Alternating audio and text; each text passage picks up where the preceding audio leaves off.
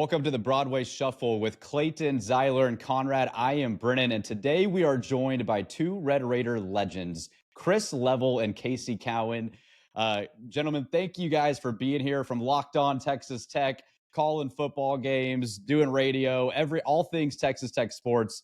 We're so looking forward to talking to you guys. How are y'all doing tonight? Legend, man, be careful there. I mean, I don't know about that. That makes me sound old, or I don't know. But no legend here. Cowan, you got the. It's like seeing Bigfoot when you get Cowan in public right here. You got the man, the myth, the legend here with you. That's who we're really talking about. When we say Tech legend, we're talking Casey Cowan, the man, the myth, the legend. He's hard to get on the show, but we finally corralled him. Casey, Thank you for joining us, man. Man, I appreciate that. Yeah, that's a crazy descriptor. That's why I remained silent when you asked that. I thought Chris would go first because he's the only one that would fit that bill. I apologize for having to circle back with you. Had family matters, sans Carl Winslow, but it's great to finally link up with you. So thanks for having us. Yeah, Casey, congrats on the fatherhood and everything going on there. We know it's a crazy time, but thank you for being here. And, we've had Chris on before, so I wanted to start with you, Casey. Talk a little bit about how you got into sports. We're so used to listening to you at the football games and obviously on Locked On Texas Tech, but how did you end up on the radio and doing Locked On Texas Tech with Chris? Oh, man, that was a long, bumpy road full of, some questionable choices here or there, I guess, depending on how you define them. But essentially was not good enough to play beyond a certain age. They told me no more. And I got into, some broadcasting, I guess, kind of context when I spent some time at South Plains College immediately after leaving Littlefield, America, the Pearl of the Plains. And I will thank my Texan friends for kind of spinning me off in a broadcasting path. Shout out to Billy Alonzo and John Sparks. And I guess at that point, it was just like, what will they allow us to do behind a microphone? Because it spun me off to KFYO first and sort of some pop culture zeitgeist, just sort of Saturday unpaid conversation, I think is really the descriptor I'd add to that to most accurately describe unpaid conversation from 5 to 7. And they had a sports station in the building as well. So I journeyed down the hallway, spent some time with what at that time was the cornerstone of sports radio in the Williams and Hyatt show. And I guess at this point, I still blame them for a lot of what's occurred since then. There are others who share in that pie chart. But pretty much since then, it's been some collisions with Chris Level here or there in local yokel radio hallways, though we were always forbidden to collide in the same studio at the same time with a pair of microphones. I don't know what wisdom was spun into that, but then eventually Chris Level said, there's this thing called the Locked On Podcast Network. You do it from home, pants optional. I said, all right, let's settle up, see what happens. It's been a wild ride since then. I think that's essentially the first chapter of the autobiography. Was that too much or too little? No, that was perfect, man. That was perfect. All right, good. Yeah, crazy ride. Can I Casey, say one Chris, more you guys thing? have... Can I say one more thing? Please, yes, please. God bless the broken road that led me straight to y'all. Amen. Amen. Amen. And I know nobody cares, but our story was really, our wives were sick of us talking about Tech football to them relentlessly, so they go talk with your friends. And so we decided we spin this up. But you guys have started what is a very successful show in Locked On Texas Tech. Hasn't been around terribly long, 2-3 years. What's next for you guys? I know that you've kind of really blown up over the last, several years.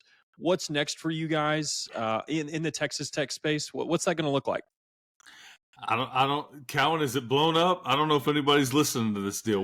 It's all relative, Chris. Yeah, I know. And I mean, I don't know if Cowan would answer differently, but I would assume I'm doing much of the same. I mean, I'm not really looking to alter.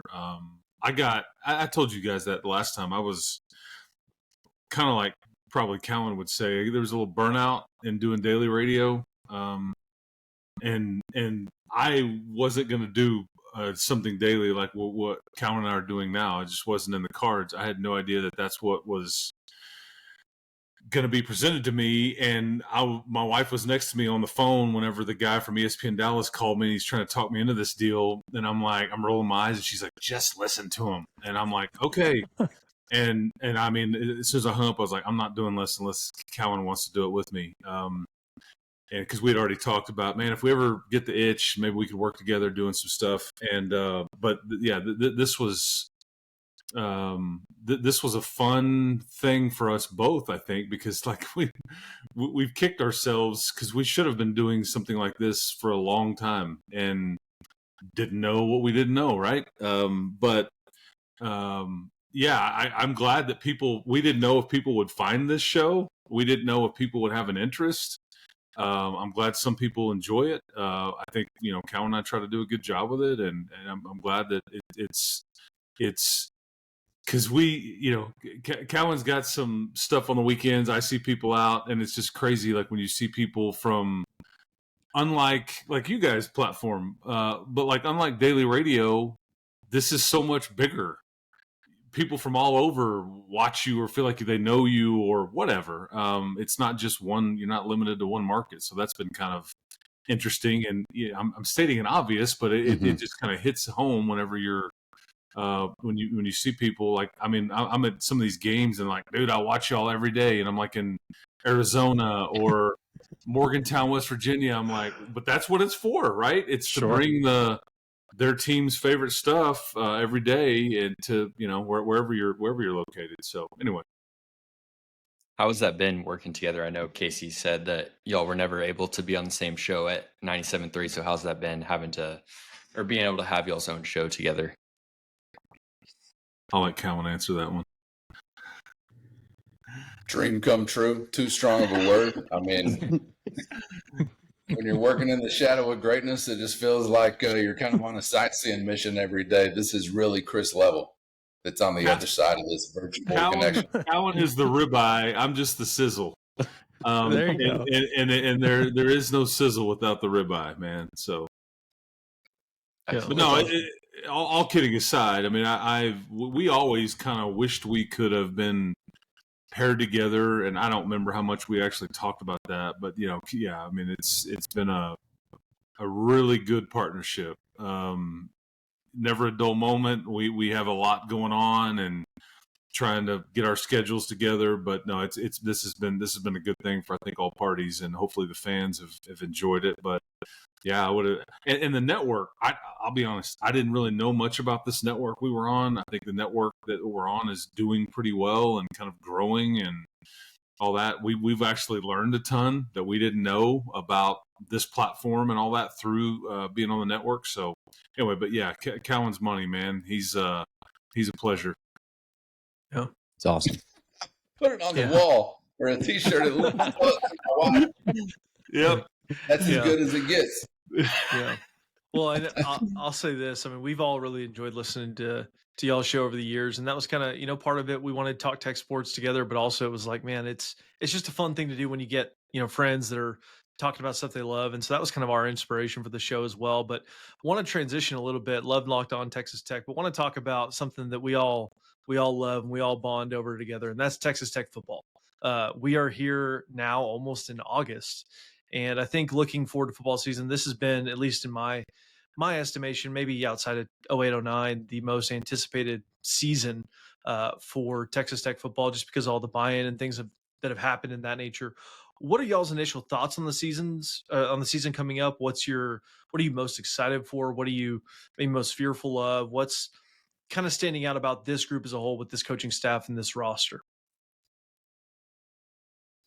Cowan, you want to go there? And I'll. Man, break out the fear first and foremost. I'm a lifelong Red Raider fan. So in what ways could it spin off negatively? My bucket's full of that. I don't know if you want to discuss that, but I was told coming into this there would be some Lee Hunter talk involved. So maybe we'll lead off in that, because we're now living in an era, and I don't know how old you guys are, but you should appreciate this time. We're living in an era where just a few months back, I'm sitting on a back patio watching Central Florida football. God bless me. It was a low point. I'm coveting some guys, even in light of what I saw with the 10 Commandments. I'm coveting some guys in Central Florida uniforms up front. for the defensive line. And we live in an era where you fast forward, all of a sudden, boom, they're in our colors. They're in our shirt. Yeah. Right. So I would start with the renovation project up front defensively for Texas Tech, because that's where all football conversations start or end. And I'm tempted to really buy in that Tech has been able to land some impact kind of guys in that category. I know always there's been the effort, but they're the hardest to land for the reasons that I just described there. They are what dictates typically the fortunes of the day, particularly if you're trying to compete for hardware in the conference. So I'm very tempted. That's probably the strongest word I could use to really dive in head first with some lofty expectations. But I want to guard my feelings, as Chris makes reference to on an occasion. Lifelong West Texan, this is just what I am as a Red Raider, and I know where we come from. We come from a little bit better than what we got used to over the last decade, but we've just kind of broke in to a baseline pulse again. So is it time to get greedy? I don't know. Maybe it is, but that's where I am. Guarded, cautious, yet ready to be hurt again. Optimism. Does that make sense? Yeah. Chris, Casey mentioned something when you're talking about those guys that come over from different teams, and this is something we've bantered about, but it feels like Tech almost has a villain role in the world of college football, but then especially in the Big 12, and it's not really based on, bullying people on the field. It's been a lot of off-season stuff. Do you sense that Tech has kind of embraced that? Do you sense that from the football side? And then I guess the second part of that is, do you embrace that as a fan? Is that something that you're excited about? Yeah, the bad guy role has been attached to you. Which has been weird to me. And I consume a lot of other people's stuff and want to hear what others are saying about Tech and Big 12 and all that stuff. And there's a lot of, man, they talk a lot out there and all that. And I told Cowan on one of our shows recently the other day that it's what's interesting is that Joey does talk a lot, but part of that is because he'll go on anybody's show.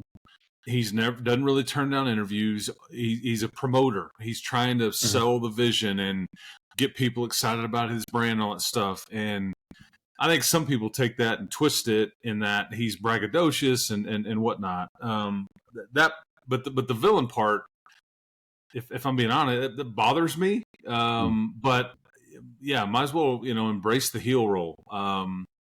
And because I have a. He will be more than okay embracing that. I'll just say that, talking about the head coach. And I asked some of those kids recently that are new players here. I'm like, have you noticed this? And they're like, yeah, like almost like they kind of think it's weird. And you're not even really like some perennial favorite here, but it's like, because I mean, I just don't know why you've been attached to this stigma, but that's the reality of it. And I think that you might as well embrace it. But as I've said repeatedly, people they can't wait to watch you fail at this. There's so many out there that are going to point and laugh, and there's going to be memes and all these things at the first time you deal with a loss or whatever. And that's just going to be kind of part of what that comes with the territory. But I'm anxiously looking forward to when this thing heats up, just to see what it really looks like. When you're on the road and it's time to figure out, okay, what weight class are you in here? Like what is it time to make a move and be relevant, or are you just still pretty good but not good enough? And I'm wildly fascinated by that, because I don't know if any of us really know. And like Cowan said, like, I'm cautiously optimistic, right? Yeah. The cautious part, because I don't want to have this thing blow up or anything, but I guess we'll find out soon enough. Yeah, and hopefully we don't find out our weight class in the first week against an FCS opponent. No. That would be an ideal measuring stick. But, Chris, one thing that I want to kind of follow up there, when you talk a lot about Joey, it feels like he's done the least amount of talking as far as hyping a team up, as opposed to 22, 23, and then the 24 season. A lot of the noises come from outside the building. And one of the things that I've heard, kind of in the last 6 weeks, is some talking heads saying that last year's portal class, as far as the portal entrance overall, was way down compared to 23 and 22. Any merit to that? Because I don't really know. I don't evaluate. I mean, I know you're a little bit close to that. Is there any merit to that, or where's that coming from? That's funny. Is it Sonny Dykes? Can we just say it's Sonny Dykes? Is that who it is?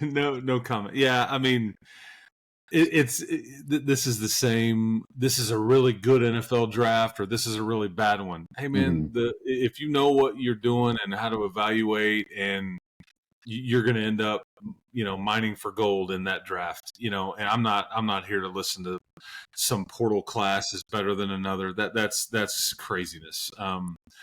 I would point you to all these NFL lists. Look at the Shrine Bowl list. I mean, these people, again, as Cowan and I have talked about on some of the stuff we've done recently, they don't care where somebody goes to school, what conference they're in, anything like that, where they're from, nothing. Their job is to evaluate, get it right. And they seem to think that you have a bunch of future, draft picks on your team. Is that 7? Is that 18? I don't know, but it's way more than what it's been. I can tell you that. Sure. Right. And so, yeah, somebody can take this is a bad portal year and shove it. I don't buy that. Not for a bit. That's actually funny to me. That's why we desperately need games to start, because people make silly statements like that. Yeah. Yeah, Casey, you mentioned you've been around the block a few times with Tech football.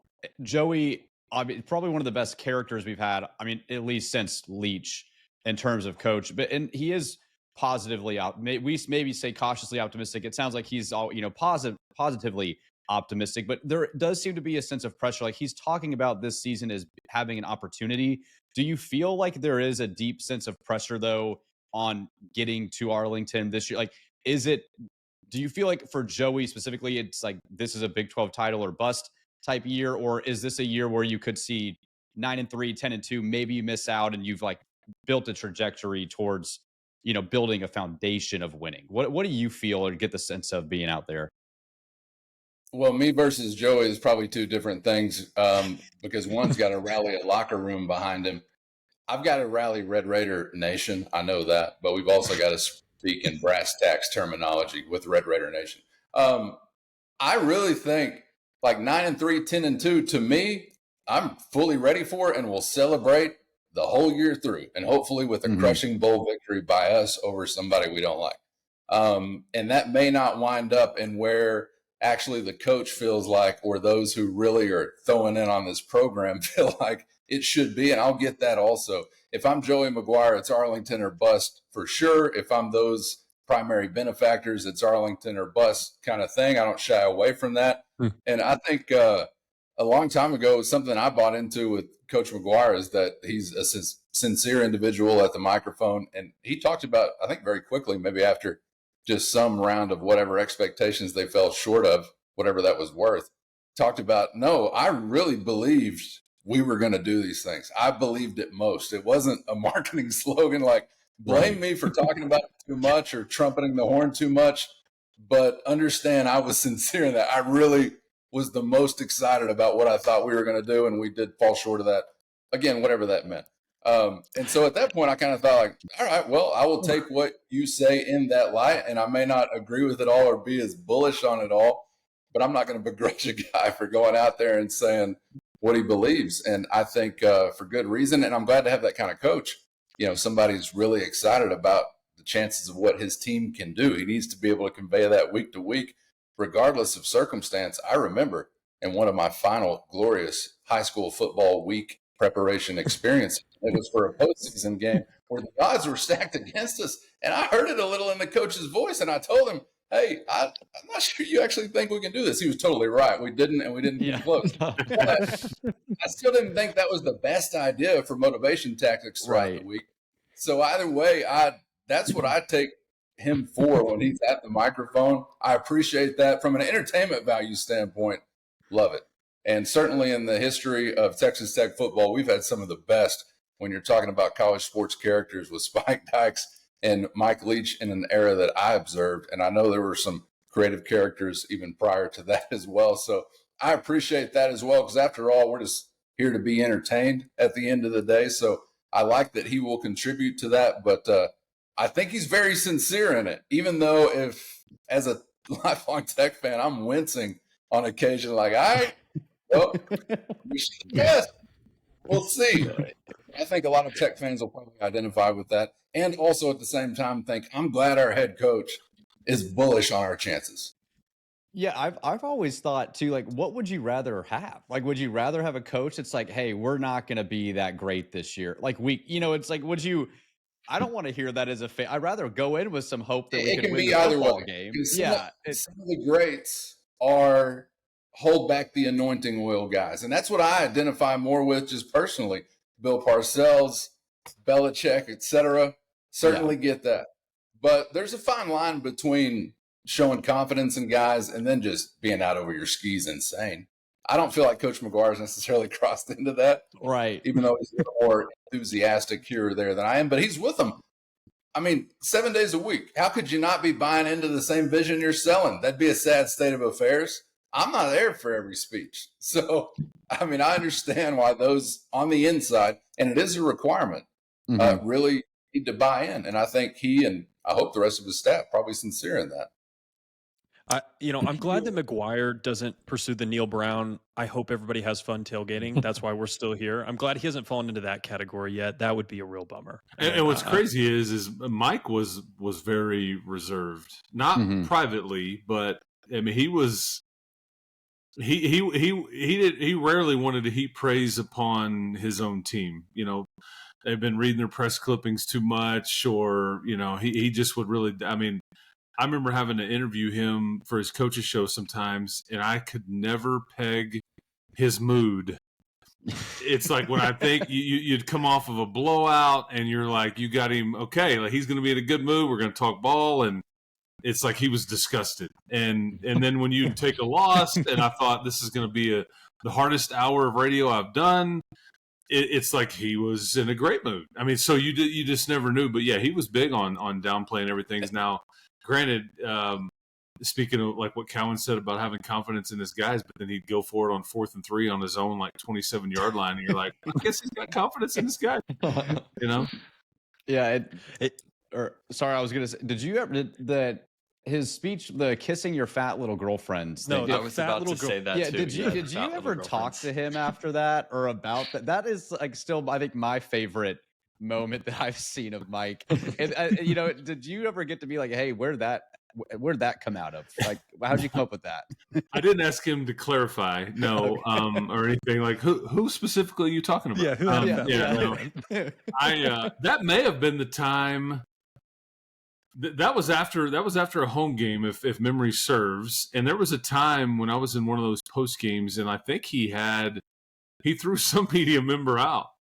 And they left their camera on the tripod, so the guy leaves. I can't remember who it was that he kicked out, and he's like, "No, come back. You take that camera too." I think he was fairly fired up that particular. I wish that stuff was on YouTube. Some of that stuff was just gold, man. I mean, but yeah, that made one the is guy on come YouTube. back in front of everybody and get his camera off that tripod. Like, no, you don't get to still record. You're out. That is hilarious. Bringing it back to this season, I feel like all the way back to the Leach days that Tech has always had perplexing losses to teams that we shouldn't lose to. Like I'm thinking like Colorado back then. Is there a game this year outside of the obvious 3 of like Utah, K-State, Arizona State that you guys feel like could be like a trap game or a slip up spot? I'll try to answer that one. We should have our own opinion here. Without knowing what everybody will be and knowing what version of your team that you will be at these different stages, whether it's injury or if you're still playing for something, if you're in the hunt, okay, and you're on the tracks, like the very last one in Morgantown makes me nervous. Yeah, both off a bye. Yeah, because Morgantown's weird, man. And Rich Rod's weird. And that too. And I don't think they're very talented. I think they have a really good running back. I don't think they're super talented. I don't know what what they will be at that point. I don't know what you will be at that point. But there's just something about that very last weekend of the regular season. There's a lot of crazy things that happen, and that one I've kind of set myself up to just be super nervous after Thanksgiving dinner going to Morgantown. So I would answer that one. But again, we won't know what it all looks like until you get to that point. But yeah, I can see how that one could be very tricky. Weird stuff happens up there. Remember, was it when Cliff took that team up there and you're up 21-0? Yep. And then I think I watched that game with you, Conrad. Yeah. Yep, And you doink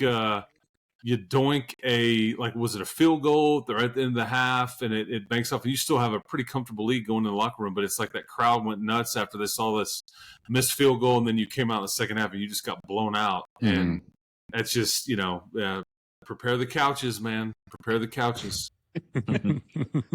Casey, what about you? Yeah, it's hilarious to me that y'all are saying stretching all the way back to the Leach days, because this is like a tradition unlike any other for Texas Tech football. One of our most cherished. It's North Texas. It's Spike Dykes. It's plenty of other examples over the years. So it could be any. Just take your pick, roll the wheel. Maybe you do something fun in Utah, get a win. You do something silly in Houston. Maybe you do something fun in both of those places. Come back, do something silly against Kansas. Maybe you do something fun in Tempe and beat the Sun Devils. And then you act a fool against Oklahoma State back at home. I'm telling you, I'm seeing so many opportunities for that typical Texas Tech weekend. I don't even know which one you want to hone in on, but we're trying to flip the script is what we're trying to do. So maybe it will be a year without one of those, but I think I already said it once. I'll say it again. It is a Texas Tech focused podcast. After all, I'm ready to be heard again. The cautiously optimistic is rolling. I feel it through my camera. But what are you guys? I mean, no, I don't disagree. I left the pom poms in the other room for sure. So Casey, what you need to know is we're all 28 years old, and I'm the freshest Texas Tech fan of all of us, graduating, not coming into Texas Tech really until 2015, the fall of 2015. But what's interesting about that is I haven't experienced the same level of pain and heartbreak that you all have. And so I still maybe have a little more optimism in me than the rest of you, because I said on a previous episode of ours that if we went 9-3, that was a failure because of all the investment that has happened. And I will say, just to show the pulse of Red Raider Nation, a lot of people agreed. A lot of people agreed with the buy-in, the investment, and stuff like that. And I think that shows the. It's an insane take. I think it's pretty valid, but I think we'll see. I think we'll see how it. I don't know. We'll see. Yeah, so you guys have plenty of years to be Wait, hurt. tell me your timeline again. You go back. Did you say 2015? 2015 is when I was a freshman at Tech. That's when all of us were freshmen at Tech. So, man, the wood was pretty wet. The wood was pretty wet. Yeah, at that time. Yes. I feel like that's a rough gauge of anything, because to really have the letdown, you've got to have an expectation. I feel like you guys, if you started in that era roughly, you're just waiting to be brought back to life at all. There were times where we were believing. Tech fans were believing at various points. It was a win in Norman and then an ass kicking against Iowa State at home. I'll never forget Postgame radio show kind of ass kicking. So saying, you have to believe first. So maybe the belief really hadn't never truly been there for you yet. Yeah. And I hope that comes this year. I hope it settles in nice and early and hangs around. But the way that Conrad talks about Baron Morton, you would think that we have a two-time Heisman winner on our roster going into the season. That's how much belief he has. What's interesting, what's crazy, what's Yeah. interesting is you have to understand, and I think we forget sometimes, even after last year, we didn't have a healthy quarterback. I know this group doesn't, but fans do. We didn't have a healthy quarterback for what? 9 years? A decade. 8 years? Yeah, so I think we should be very appreciative for what we have right now. That's my take. Totally agree with that. Yeah, Casey, Cowan, you mentioned you mentioned the Oklahoma and then the Iowa State turnaround. Do you remember when Keelan Hubert? Do you remember who that is? That linebacker. Of course, he was a guy that gave me an interview as a young man and told me he was looking forward and had an appreciation for the pollen count in West Texas, which is the only time I ever making it. He looked into it. He also said, great kid, but he also, after that Oklahoma game, he's like on the plane and he's tweeting before we even knew what that was really, but he's like, Red Raider Nation, let's sell this thing out next week, and that was the big deal. And then what was it, like 42-14 or something? Yeah, that was ugly. I don't think we got the double digits. Yeah. Classic. Yeah, well, and Casey, you mentioned Conrad being the Kool-Aid guy. That is his that was his claim to fame when our show started. So he has to own it. Okay, all right. See, see, you're already getting some Red Raiders seasoning on you. Yeah. No, exactly. And I don't know. I haven't really thought about it too much if it's coming back or not. I don't know. But this year of all years, the Kool-Aid factory, if it was open, would be flowing at an all-time high. Guzzling So it. if it was guzzling, Good for you, It man. is it's a 12-0 prediction until there's a reason for it not to be, and then you amend to 11-1, 10-2, 9-3. I couldn't have said it better myself. I appreciate that's exactly it. the way you want to do it. Yeah, And win them all. Absolutely.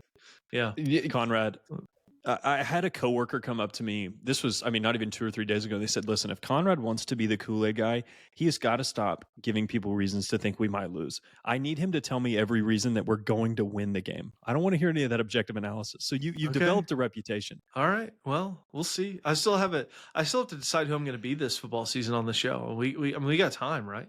We got a month. You've got a month.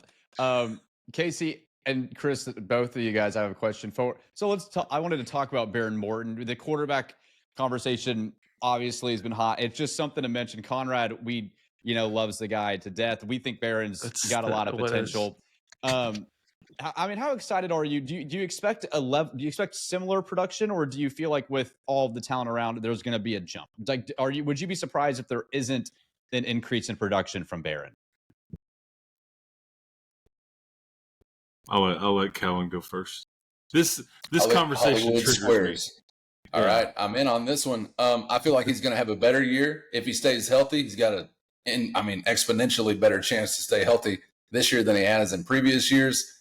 We saw him for a full slate of games last year, and decent season, not award worthy or like list worthy, I guess. Which I don't care. I've never been satisfied by a Maxwell Award. I got to be honest, if the record is not any good for Texas Tech, I'm just purely here for Texas Tech win-loss record interest in the fall.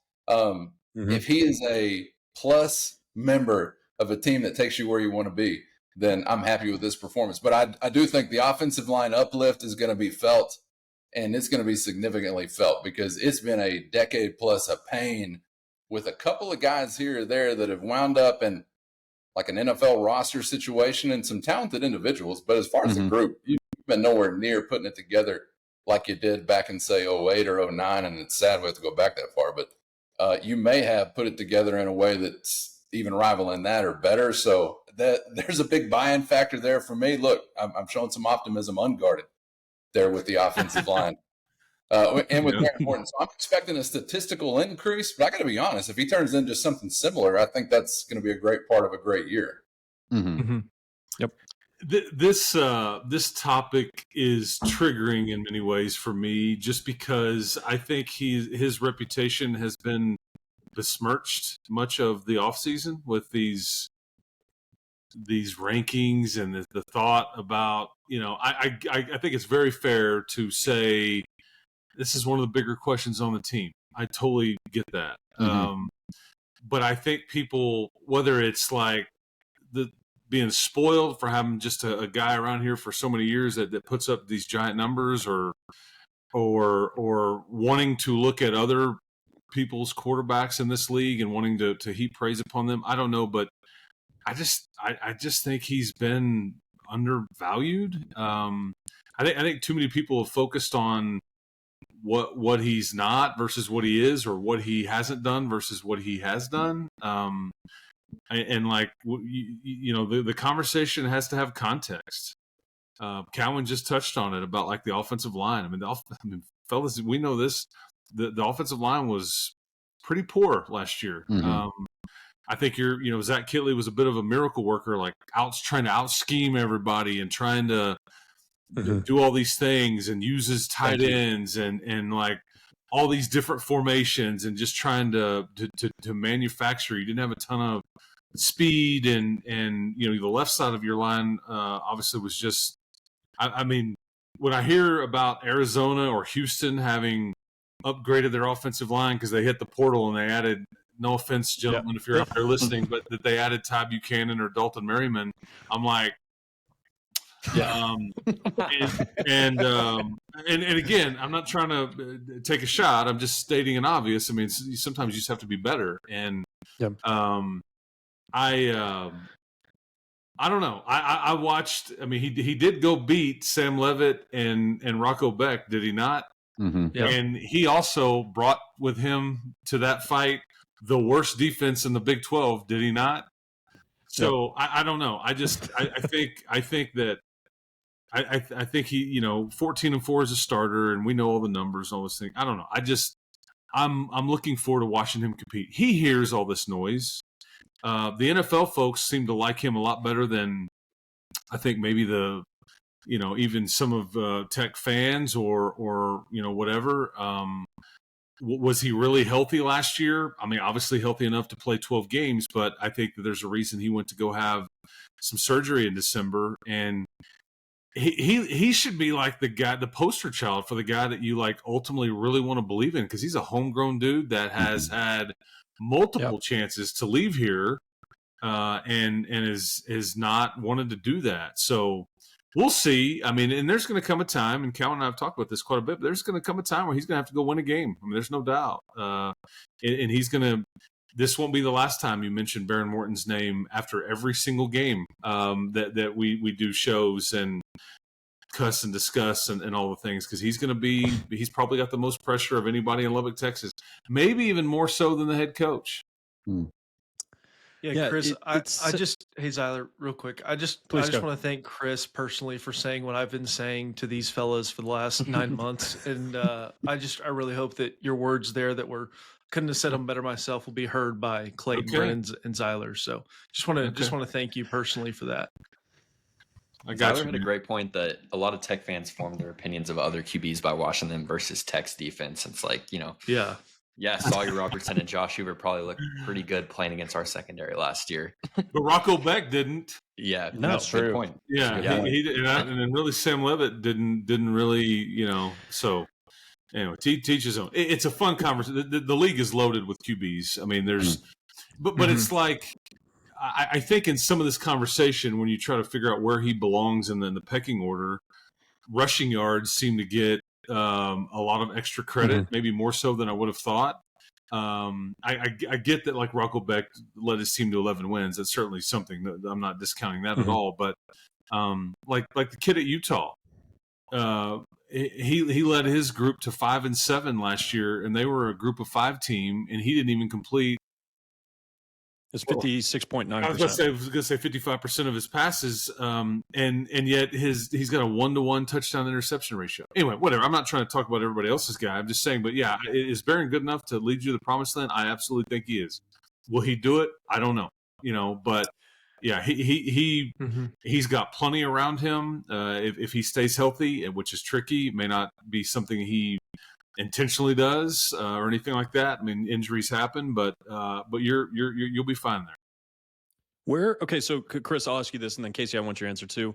If Barron leads us to a 10-2 regular season and then a Big 12 title game and a CFP appearance, where does he rank all time for you in Texas Tech quarterbacks? Where does he fall if he wins the Big 12 title? Yep. I mean, way up there, because he's got the ace of spades that he can drop down and trump everybody in a lot of that conversation. I think too, because he wasn't a transfer. I think you get some benefit of the doubt there. But yeah, like you go win a Big 12 title. I think that, I'm not saying he's the best. I mean, it would be really impossible for somebody to unseat like Graham Harrell in my eyes. From being like the best that's ever played here at that position. But yeah, Big 12 title, man, that takes you to elite status, or you're a made man and you shouldn't have to buy beer anymore for yourself in Lubbock. That, Chris, and Casey, I want your answer too, but if he wins a title, to me, that puts him above Graham Harrell in my mind. That's something that Graham never did, as good as Graham was. And I think Graham will have the better stats, probably more yards, but that was just a level that Graham never got to, but that might be a crazy take. Casey, your thoughts on that? Not all Big 12 titles are created equally, and winning the Big 12 South would have been like winning this Big 12 probably in some circumstances. So I don't really buy I really agree. to the 08 to now comparison at all. I would have to know the statistics and the context of the fourth quarter as to how we're traveling to this Big 12 championship to rank him individually. But again, I just can't restate it enough. The individual angle on him or anybody else is just not what I'm interested in. So if he's part of a team that wins a Big 12 championship and potentially makes noise in the college football playoff, if he's making noise in the college football playoff as a quarterback of that kind of team, then forget about it. He's on a top 5 Mount Rushmore-esque kind of list to me ever. But as far as like individual, who's the most talented, who would you select first in a draft? There's one answer to me, and he doesn't have anywhere near the team accomplishment anybody else does. So, and I'm pretty sure I don't have to name him for you to pick up on that. So, Cody Hodges, Tech legend. Cody Hodges, yeah. Yeah, Sonny correct. For Texas, the pride and joy. Watch out for Slade. I would have said, though, that probably depending upon, like Chris made a reference to, how many games are you going and winning? Do you have really memorable moments? Because something that the whole team, the head coach, the quarterback, everybody's short on right now is these kind of extra credit memorable opportunities with, your schedule slashed and you're losing Longhorns, you're losing Aggies, you're losing even Frogs and Bears, you're losing Huskers, you're losing Sooners over the years. These are all, opportunities for indelible moments on a fan base, and that affects a lot of what we're talking about. But look, if you're a QB of a Big 12 title winning team, and God only knows what you could do on the other side of that, you're going to be in elite ranks. So that's a handful of people. That's a Mount Rushmore, like I said, level kind of conversation. And I can't wait to circle back and slot them in with you guys whenever we see this come to reality. I can't wait for that day. It'll happen. It'll happen. Hey, what looking at this year, and just thinking about the season and what could happen, what couldn't happen, and just playing out all those scenarios in your mind. And I'm sure you guys have played them out on your show just like we have on ours and will for the next month. What is it going to take for Texas Tech to make it to Arlington? Like what is that? What are the key ingredients that you're going to need to see that come to fruition? Winning on the road. I mean, I think if you want to get real simple here, I think that game in Salt Lake, that game in Tempe, that game in Manhattan, I'm going to say that you have to go 2-1 in that stretch to get to Arlington. Wow.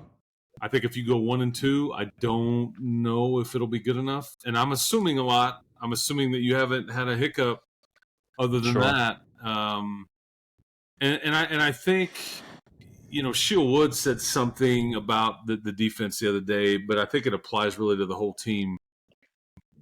In a conversation like this, it's like he was asked about the defense. He said something like, we have playmakers at every level of our defense, and I think they have NFL guys at every level of their defense.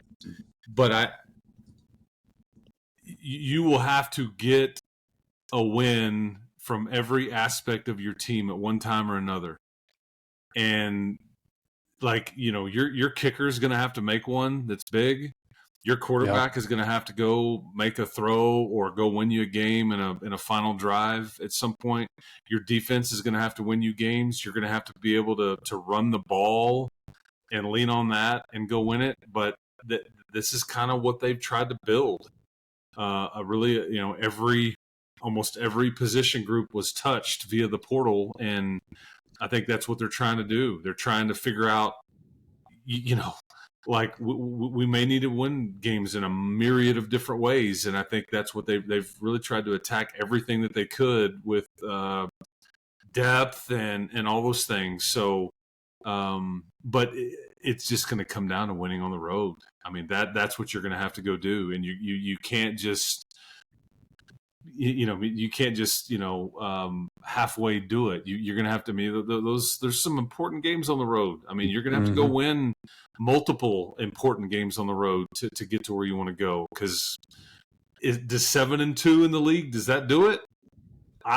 Maybe, or maybe you're in a 3-way tie and you lost the tiebreaker. I don't know, but I mean, I think 8-1 absolutely gets you to Arlington. Certainly 9-0 would, but I mean, I just think depending on who those two losses are against, I don't know if it's good enough. But I mean, it's margins are razor thin, so you better figure out a way to go win important games on the road. Yeah, I totally agree about the road. It's tough that it falls on a year that we have 5 road games and 4 home. But knowing how tough it is to win on the road, I want to get y'all on the record. What's y'all's predictions for the season? I guess I'll start with Chris and then Casey. Cowan, you go first. I hate this question. I'm going to choose to be an optimistic Red Raider, and I'm going to say pending change, subject to further change. I want to get that in because I could go just very dark on you in a hurry. You know the Red Raider cycle. Optimistically, I'm probably going to throw out a 9-3 mark because right now I'm ebbing and flowing between 8-4 and 9-3, and it's really just the sense of buy-in. I almost feel like, given the roster they've assembled, how could you mean anything less than 8-4? But also knowing what Texas Tech historically is capable of, from here it is indeed possible. I'm thinking, all right, am I really just going to believe they're connecting all these pieces and you're going to have this type of run? When we're talking about Big 12 title, college football playoff, man, that's freaking hard, to use an industry term. And it's something that Texas Tech historically put together. So really also considering what I think is a schedule that shapes up to be overall really friendly, at least as far as preseason paper goes. I know you got tough road challenges, and that would have been my answer that Chris gave. You got to put together performances on the road. And since he gave it, I would have also just added to it. That means you got to win in the trenches, which means you're going to play consistent football if you're doing that. So are we buying into those groups? I guess that's up to everybody to decide. But I'd probably be kicking out, and this is in an optimistic tone, which will not sit well with some Red Raiders given the option. Casey, I'm here for it. There's been too much money spent for me not to be optimistic. 9-3. 9-3. I've got big questions, but I will tell you, for the first time in I'd be close to an ever as far as my observable commentary period. Because going into 2008, I wasn't making any comments about what I thought they were going to be. I heard about Michael Crabtree. I was excited about the Leach era. That was kind of the dots. That was sort of it that I was connecting. And then it turned out, we've got one of the best offensive lines in program history, and we're pairing it with bookend quarterback killers and Colby Whitlock in the middle. If somebody would have given me that list prior, I'd have said, boom, let's buy in, because we got guys doing work in the trenches. So that's why I'm saying optimistically, I feel like I am trying to take a bold step, but maybe it's just the Red Raider in me that won't let me say 10 and call it a double-digit or bust kind of pursuit. That's where I am at as we open up August. Yeah, and Chris, good or a good thing for you, Chris. No one listens 45 minutes in, so your prediction won't be heard anyways. So don't feel like you're going to be on the spot. And secondly, if you're the last time I really felt someone say we're going to go 9-3, and that could be a bad record. It's kind of wild to hear that. Like if Casey goes we're 9-3 any other year, I'm like, dude, that's crazy. And here it's like this might get the key. Yeah, he's apologizing for it. That's ridiculous. Don't fall for it, guys. Don't fall for it. Embrace the 9-3. I would, but okay. So it's all about context. So like, I really want to give the answer of like, I think you'll go 9.5 and 2.5, but I know you can't do that with this little game that we're playing. So I will actually say, and I'll give you the reasons why. I will actually say your final record will be 11-3. Oh wow! Because doing the math. 9-3 regular season, in my opinion, you're left out of the Big 12 title game. I would say that you weren't you 6-3 in the Big 12 record? Wasn't that your record last year? And you were like what, 5th or 6th in the league? Yep. I mean, and I just think you're better than that. I do. I can't be convinced that all of this chatter about Baylor or Utah or whatever is. I'm just not necessarily buying a lot of it, but. We've all got our opinions. like Cowan preached on, I've seen these guys and the big people that you have hoarded. It's an impressive group, and don't take my word for it. Like I just look at the way the next level thinks about these guys. So yeah, I think 11-3. I mean that's where I'm at. So I think I'll say 7-2 regular season, Big 12 record. But I think you get to Arlington and maybe slip up in the first round of the playoffs. I don't know. Maybe I'm crazy. But I 9-3, because you're not losing one of those non-conference games. If you do that, this city will blow up, and it won't be good. It will not be good. But that's a 6-3 Big 12 record, and I just think you're better than that. I do, but and maybe by just the one game, as I've stated. But that's where we're at. Yeah, well, that's a great answer, man. It's an exciting time to be in an off season a month before the season where we're predicting 9+ wins and potential Big 12 title games. So it's just, I can't believe we're here, but that's what you did. That's what Texas Tech was able to do. So as we close the show, guys, I wanted to ask you one final question. You've aged yourselves and how long you've been Texas Tech fans, but you've been around the block a while. You've seen a lot of rivalry games. With all the realignment and everything going on in college football, we've lost, Casey, as you previously mentioned, Texas A&M, even on the season and the record, on the schedule, you don't get TCU and Baylor. If you had to pick one of two teams to face again or be in a conference with that you'd enjoy beating the most, would it be Texas A&M or Texas? So who do you enjoy just whooping more, and who would you wish to have back if you could?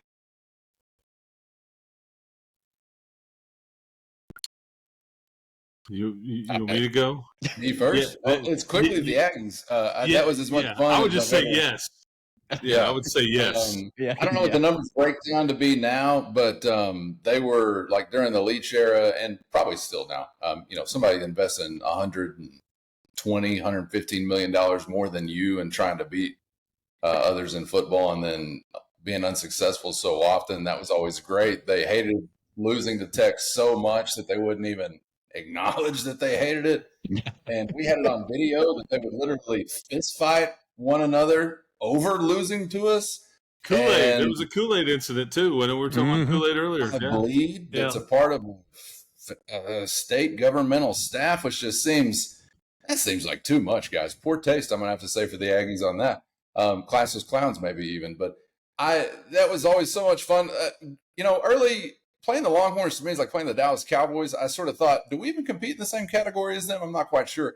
Over the years, I learned that clearly they're men they can bleed to. But it's the Aggies so easy. I mean, that was the biggest bloodlust in the state of Texas college football has ever known. I don't care what anybody says. It's separated by a handful or less of games between the two. Don't forget about it then, the $100 million+ also separating the two. And I think that's what made it so distasteful for them to have to lower themselves to not only compete with us, but then take it off the chin. It just, you have to love it. So that's an easy choice for me. That's awesome. Chris? I mean, again, yes. I don't care. I think I loathe both entities greatly. They're right there with TCU in my mind. So, but yeah, I mean, I toss them up, knock them down. Either one, they're both fun to beat, and they both, I'll leave it there. But, yeah. Well, Conrad, you care to answer? I know you were a Longhorn fan growing up. So what do you? Yeah, I see. One thing I'll say about Texas and Texas A&M that I appreciate is Aggies, at least the ones I've interacted with, are all very, very nice that I've met. They're a little bit much at times, but at least they actually went to their school that they love so much. So many Longhorn fans really actually didn't even go to Texas. They're the Walmart fans, and that just irks me. I mean, you can root for whoever you want, but don't act like you're better than a school that you didn't even when you didn't even go to the school you claim to root for. So I don't know. It's I don't like any four of them. I'm glad I'm a Red Raider, but it is a bummer looking at this year that we don't play TCU or Baylor. Like, man, I don't know who I can get I don't really know that I dislike anyone on our schedule. Like, it's just so much different than in years past. So I'm upset about that. And hopefully that'll change at some point. Both of those head coaches at those two private school institutions do not care for your program at all. I can tell you that. And I think the feeling's mutual by the folks here. Yeah. Yeah. Well, it's mutual I would agree. from me, if that counts for anything. But Terrific job by the Big 12 scheduling wise. Great insights, guys. Putting the matchups together for the college sports has never been just heat, so why would you care about? Yeah, exactly. Sonny's just jealous he can't fill his own stadium of 45,000 fans. That's That is tough. Yeah. So, well, guys, Nice. thank you all so much for. Or Casey, you have any? You had a thought on that? Oh, Sorry. no, that was just an ill-fated concourse joke related to the frogs. I was trying to toss it. Awesome. Well, thank you guys so much for taking the time out of your evening to spend with us. We love listening to Locked On. We know that's where we kind of had the idea to start our show as well. So appreciate you guys. And if you are listening and for some reason haven't listened to Casey and Chris, go check on Locked On Texas Tech on YouTube or wherever you get your podcast as well. So we're looking forward to the year. It's going to be an exciting time to be a Texas Tech Red Raider getting into August. So for Casey, Chris, Clayton, Conrad, and Zyler, I am Brennan, and we will catch you guys next time on the Broadway Shuffle. Wreck 'em.